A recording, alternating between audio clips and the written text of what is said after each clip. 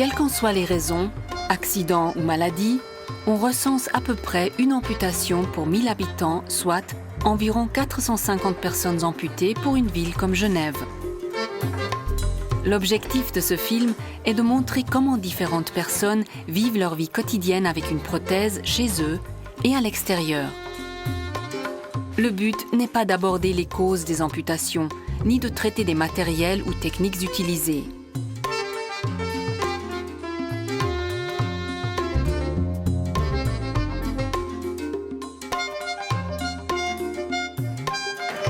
Suite à un problème cardiovasculaire, Gérald a été amputé des 2 jambes à 8 mois d'écart. Après 3 mois particulièrement éprouvants, avec l'aide efficace de son épouse, la vie a repris son rythme. Et maintenant, on profite parce qu'on n'est plus chronométré. Ce qu'on peut pas faire un jour, on le fait le lendemain. Et qu'avant, on était chronométré. Il y avait 35 minutes pour faire ci, 40 minutes pour ça. Maintenant, le stress, c'est fini, ça.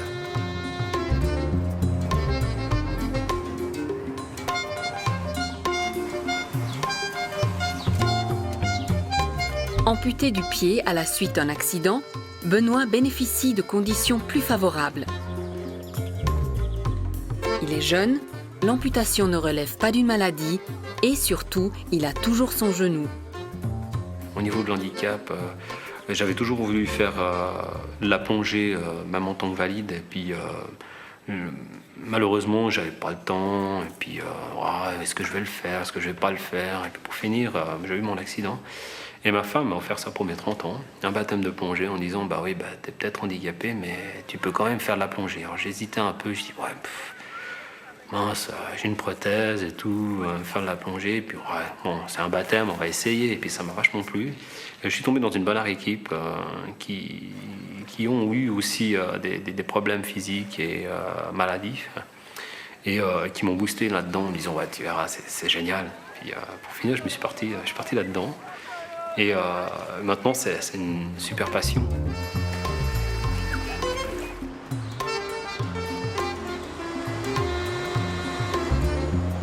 Suite aux séquelles d'une maladie beaucoup plus rare aujourd'hui, Mireille a dû être amputée à mi-jambe gauche il y a maintenant plus de 30 ans. Volontaire et très soucieuse d'offrir l'image d'une femme coquette, elle a toujours refusé d'utiliser des cannes et circule en ville avec la même prestance. Je veux pas de talons plats, c'est pas beau. Puis comme je suis petite, je me rehausse. Ah, mes chaussures. Mes chaussures, oui.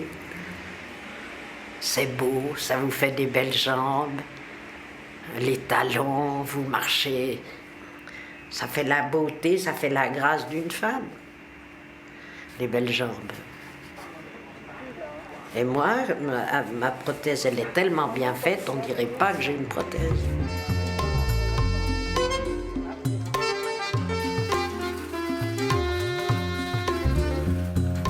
C'est avec pétulance et non sans humour que Charlie, le bon vivant, nous raconte son histoire récente. Il a été amputé à mi-cuisse depuis moins de 8 mois suite à un diabète. J'aime la vie, elle m'a gâté, j'ai pendant 20 ans vécu généreusement. J'aime la bonne chair, j'aime les bons vins. J'ai fumé. À mon âge, quand on avait 18 ans, pour être un homme, il fallait fumer, mais mal m'en a pris. Je suis arrivé à fumer 3 paquets. Et malgré les mises en garde, eh bien, ce qui devait arriver est arrivé. J'ai bouché mes artères, ce qui me fait toujours dire, n'appelez pas ma femme, je le dis en riant, mais ce qui me fait dire, le corps a envoyé la facture, et là, j'ai plus pu payer.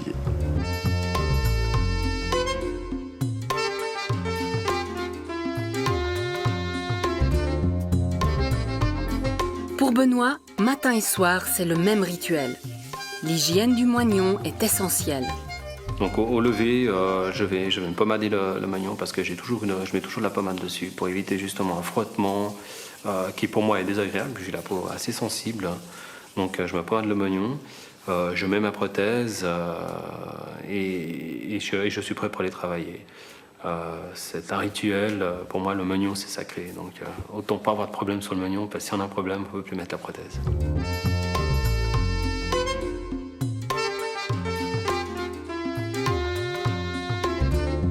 Chez Mireille, même les tâches difficiles du ménage restent à sa portée. Malgré les difficultés rencontrées, elle n'a jamais baissé les bras. À l'hôpital, vous êtes servi, vous êtes accompagné, vous voulez quelque chose, on vous servait. Puis vous arrivez à la maison, vous êtes seul. Vous dites comment je vais faire la vaisselle, comment je vais faire le ménage. Je ne pouvais rien faire. J'avais le pilon.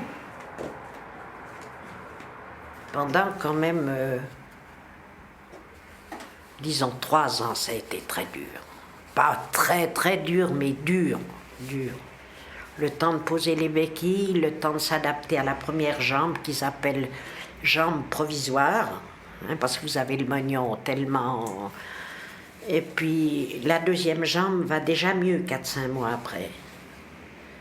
Vous avez déjà un peu plus d'équilibre. Après on pose une béquille, enfin une canne anglaise quoi.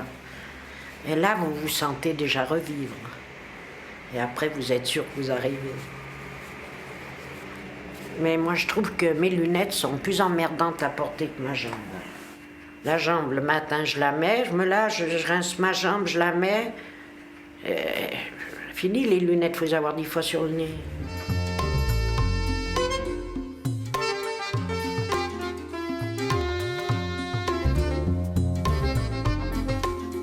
Le retour de Gérald à son domicile, après 4 mois d'hôpital, n'a pas été facile. Il y a des choses que vous faites maintenant, vous trouvez tout simple, qu'au tout début, comme jamais j'y arriverais. C'est comme au tout début, quand il fallait aller sur le lit. Moi, je vous parle de l'hôpital, quand il m'apprenait, j'ai dit, mais jamais je vais arriver à faire ça.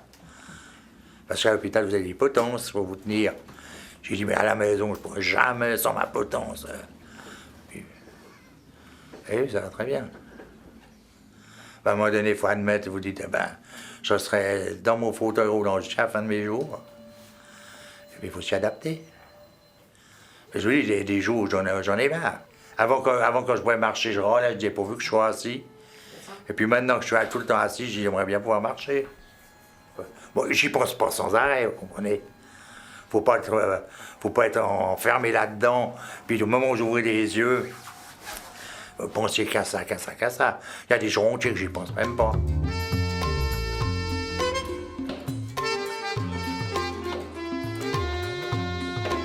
Après son amputation, Benoît a fait le maximum pour retrouver rapidement un travail et une large autonomie. Les embûches furent nombreuses.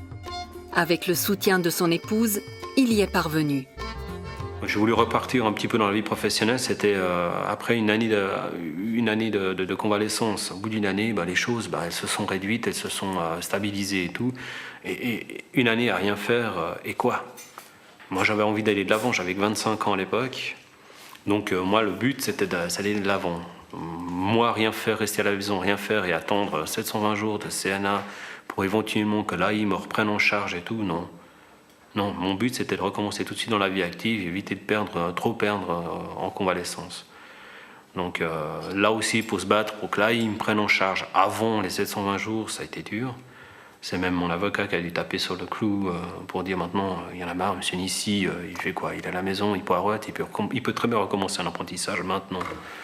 Et pour finir, j'ai eu un téléphone de l'AI en disant comme quoi vous avez vraiment beaucoup de chance, on a mis votre dossier au-dessus de la pile, vous allez traiter incessamment sous peu, donc vous avez vraiment beaucoup de chance. Donc c'est presque, on demande de l'aumône en quelque sorte. Et c'est pas ça, moi je voulais recommencer tout de suite dans la vie professionnelle, mais malheureusement des grosses assurances comme ça pour les faire bouger, il faut être fort.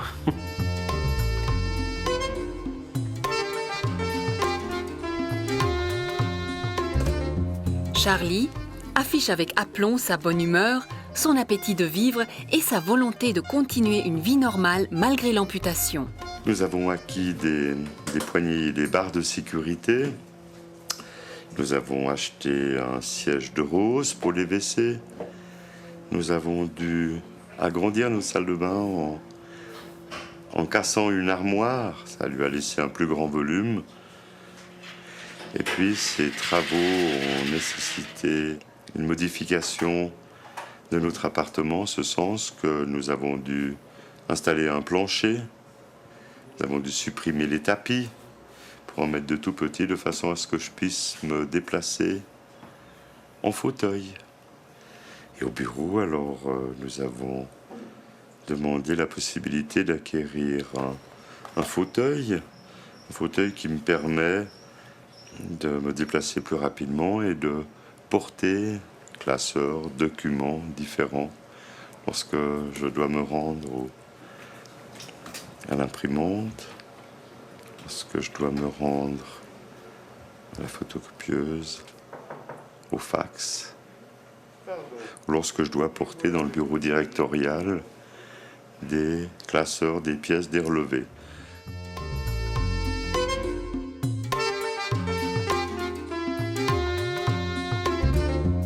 Quelles que soient les histoires de vie, quels que soient les âges, quels que soient les types de maladies ou d'accidents, toutes les personnes rencontrées font le même constat.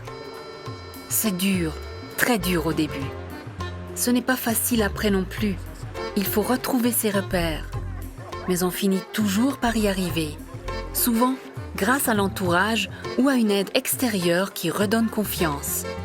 C'était mieux, ça vient de Sandrine, parce que Sandrine, un jour, elle est venue, puis je sais pas de quoi qu'on parlait, puis elle m'a fait comprendre qu'on pouvait vivre sans... en étant amputé. Mais avant, je voulais rien savoir. Pourquoi? De toute façon, ce genre de questions, on peut toujours se la poser. Pourquoi moi? Pourquoi pas les autres? Et pourquoi pas moi? Ben, ça peut arriver à tout le monde, et puis ça m'est arrivé, et puis ma foi, on est bien obligé de s'adapter. Tout le monde doit s'adapter à ce qui arrive, ma foi. La Terre ne s'arrêtera pas de tourner pour autant. Il faut y aller, et puis il faut aller de l'avant. Et tous les matins, c'est vrai que c'est un hymne à la vie. Moi, quand je me lève, je suis content. Je me dis un bon petit déjeuner. Et puis voilà, de nouveau une journée superbe, des rencontres à faire, des sourires à donner, des sourires à recevoir. C'est belle la vie. J'ai mal de temps en temps. Obligé. Ça serait pas normal. Autrement, je serais comme vous.